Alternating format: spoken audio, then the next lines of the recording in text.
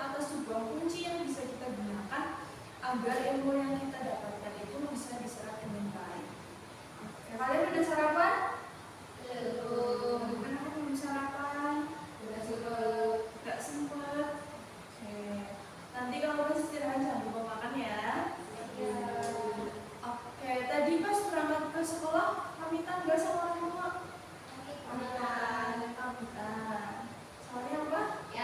Oh, diantar. Jadi anak-anak ketika kita mau berangkat sekolah atau pergi kemanapun, itu kita harus izin atau pamit kepada orang tua.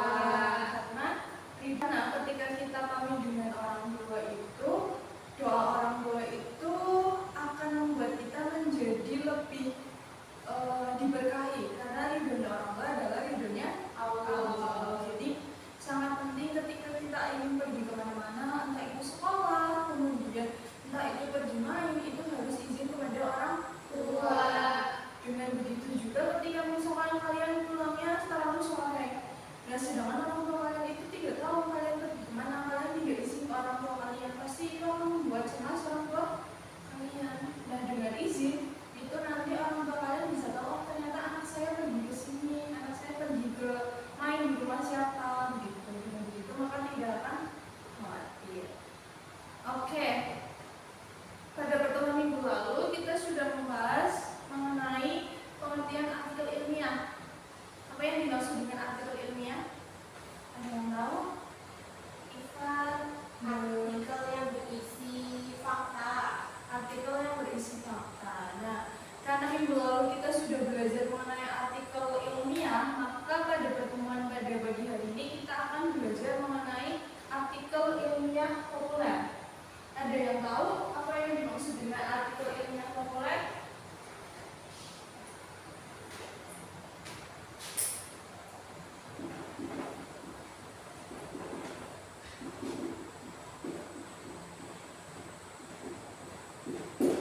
Ada yang tahu?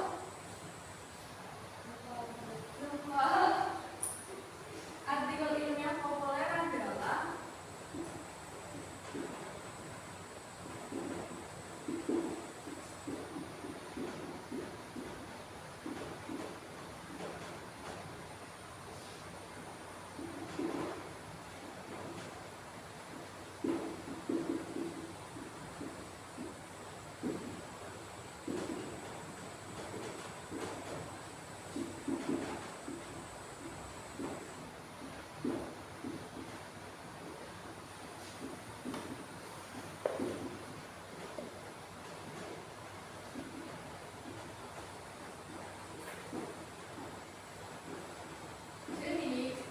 secara garis besarnya atau kita pakai bahasa yang mudahnya, artikel ilmiah populer adalah artikel yang ditulis dalam bentuk fakta dan menggunakan bahasa yang sederhana. Kalian pernah baca berita di Google nggak?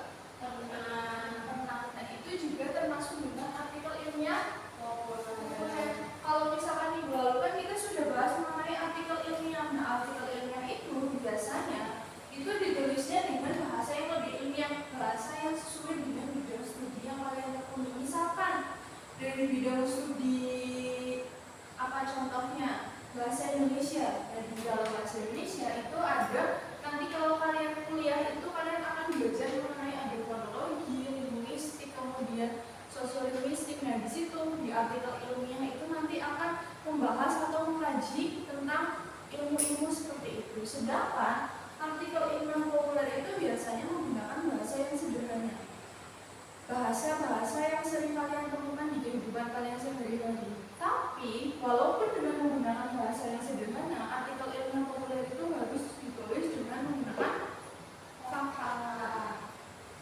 Nah anak-anak, di dalam artikel ilmiah populer itu ada yang namanya fakta dan opini. Apa yang dimaksud dengan fakta?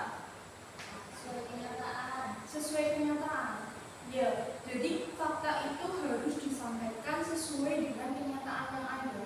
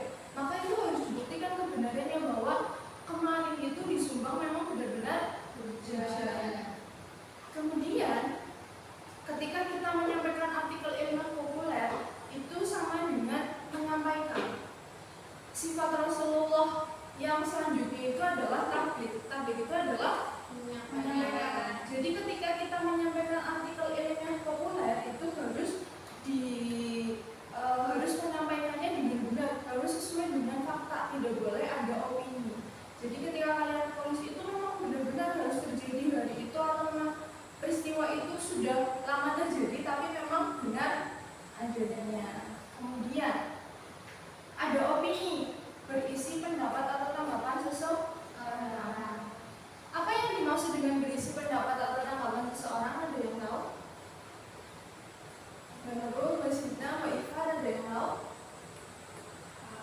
Pendapat dari orang itu maksudnya seorang yang menyampaikan apa isi dari pikirannya tentang suatu hal. Contohnya seperti apa menurut? Contohnya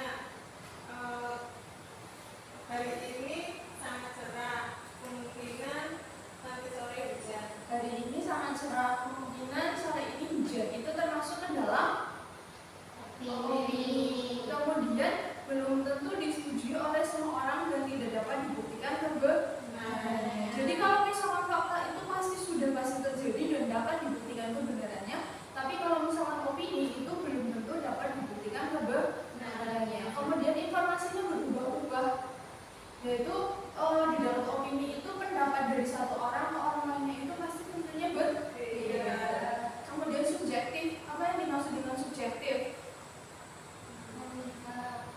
Memihak. Jadi tidak secara penilaiannya itu tidak secara objektif, yaitu secara subjektif, yaitu hanya memihak pada satu orang.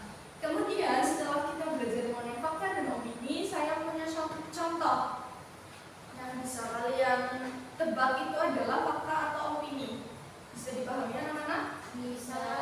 Yang pertama, Nabi Muhammad adalah nabi terakhir dalam Islam. Itu fakta atau opini? Fakta. Kenapa itu dikatakan fakta? Karena setelah Nabi Muhammad tidak ada nabi lain. Karena setelah Nabi Muhammad tidak ada nabi lain. Kemudian Nabi Muhammad menerima wahyu pada usia 40 tahun. Itu fakta atau opini? Fakta. Kenapa itu dikatakan sebagai fakta? Karena memang diurus itu. Mendapatkan di umur segitu Nabi Muhammad mendapatkan wahyu.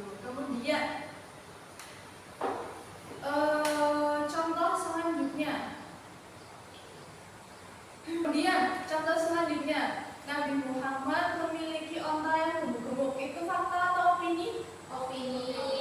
Kenapa itu bisa dikatakan opini? Karena belum tentu ontanya gemuk semua, mungkin ada yang lurus atau sedang kayak gitu. Karena ontanya belum tentu gemuk semua.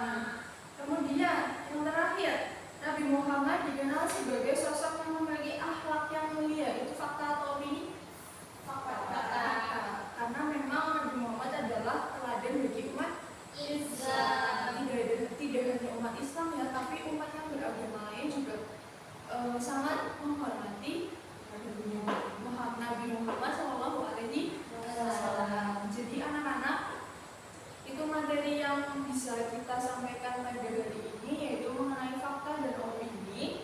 Diharapkan nanti kalian bisa belajar di rumah. Jangan lupa untuk selalu sholat tepat waktu. Jangan lupa untuk melaksanakan sholat lima waktu, kemudian menghormati orang tua juga. Sayangi orang tua kalian, karena di dalam agama Islam menyayangi orang tua merupakan suatu keharusan yang harus kalian lakukan. Dan ada yang mengatakan bahwa carilah ilmu sampai ke negeri Cina, maka carilah ilmu sebanyak-banyaknya, karena di dalam Islam juga mencari ilmu adalah hal atau sebuah keharusan yang harus dilakukan. Kalau begitu, untuk mengakhiri pelajaran pada pagi hari ini, marilah kita tutup dengan bacaan hamdalah bersama-sama. Alhamdulillahirabbil alamin. Tetap semangat melawan bosan belajar. Wassalamualaikum warahmatullahi wabarakatuh. Waalaikumsalam.